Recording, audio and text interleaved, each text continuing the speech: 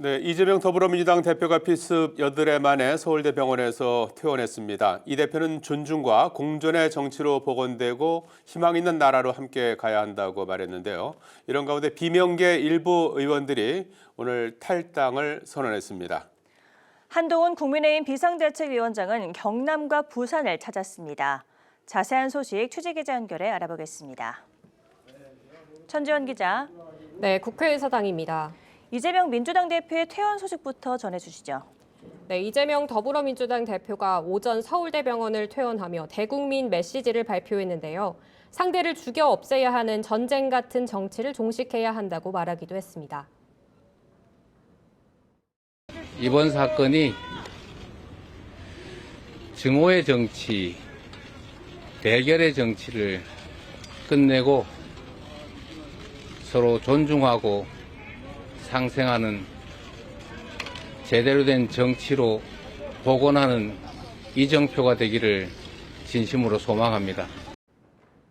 이재명 대표는 국민이 살려주신 목숨이니 남은 생도 오로지 국민들을 위해 살겠다고 밝혔습니다. 이 대표는 부산대병원과 서울대병원 의료진 그리고 부산 소방경찰 관계자들에게도 감사를 표했습니다. 이 대표 피습으로 공개 행동을 자제했던 당내 비명계 모임 원칙과 상식 소속 김종민, 이원욱, 조홍천 의원이 민주당 탈당을 선언했습니다. 3명의 의원들은 민주당을 떠나 더 큰 민심의 바다에 몸을 던진다며 이재명 체제로는 윤석열 정권을 심판하지 못한다고 지적했습니다.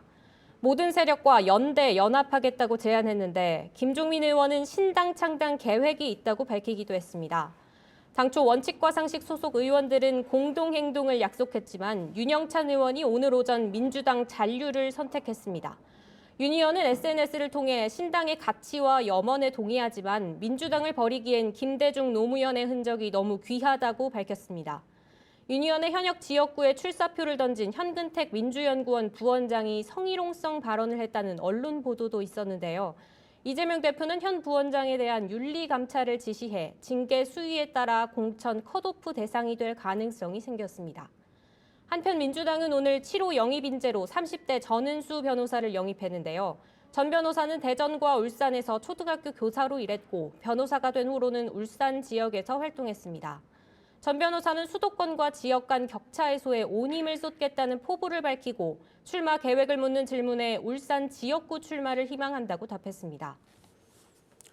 자, 천지원 기자, 국민의힘 한동훈 비대위원장이 오늘부터 부산을 방문해서 1박 2일 동안 민심 잡기에 나선다고요? 네, 한동훈 비대위원장은 오전 경남 지역 의원들과 함께 창원 3.15 민주묘지를 참배했습니다. 한 비대위원장은 민주주의를 지켜낸 3.15 의거 정신을 본받아 좋은 정치를 하겠다는 방명록을 남겼는데요. 이어서 경남도당 신년 인사회 행사에 참석했습니다. 한 비대위원장은 국회의원의 고의적 재판 지연을 악용하는 사례를 막겠다고 밝혔습니다. 우리 국민의힘은 국민의 눈높이에 맞춰서 재판 중인 국회의원이 금고형 이상의 형이 확정되는 경우 재판 기간 동안 늘어진 재판 기간 동안에 세비를 전액 반납하도록 할 겁니다.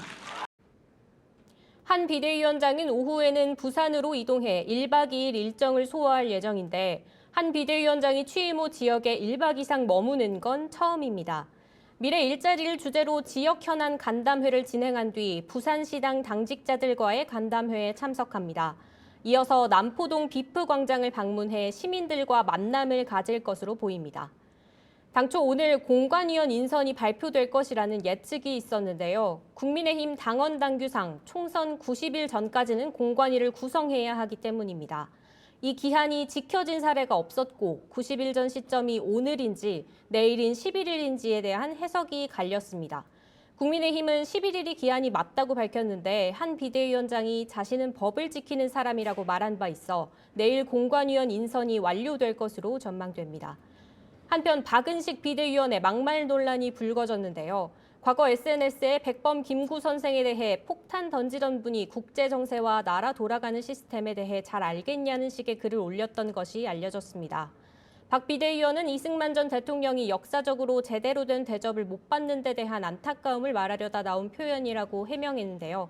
현재 박 비대위원의 SNS는 비공개로 전환되는데 당에서 어떤 조치를 취할지 관심이 모아지고 있습니다. 지금까지 국회에서 전해드렸습니다.